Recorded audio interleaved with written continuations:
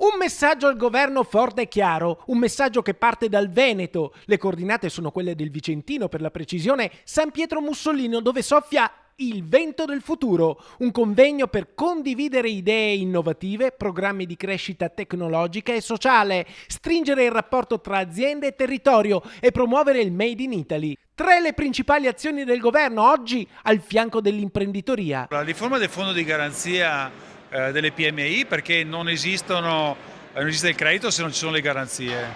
La riforma del sistema degli incentivi, 5 miliardi dal Repower EU per la transizione 5.0.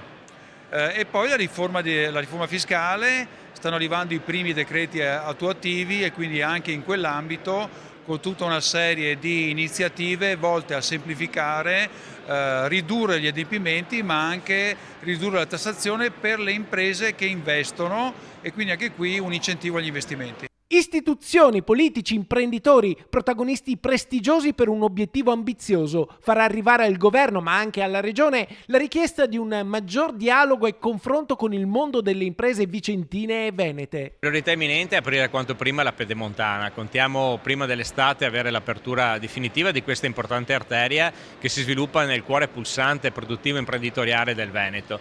Ma quello che secondo me, ma anche da quello che stiamo discutendo proprio in questi mesi in regione, c'è bisogno su questo territorio, è uno sbocco verso nord. Stiamo parlando della provincia di Vicenza, che è la terza provincia per produzione di PIL a livello nazionale, che non può non avere uno sbocco verso i mercati del nord Europa, quindi verso la grande economia.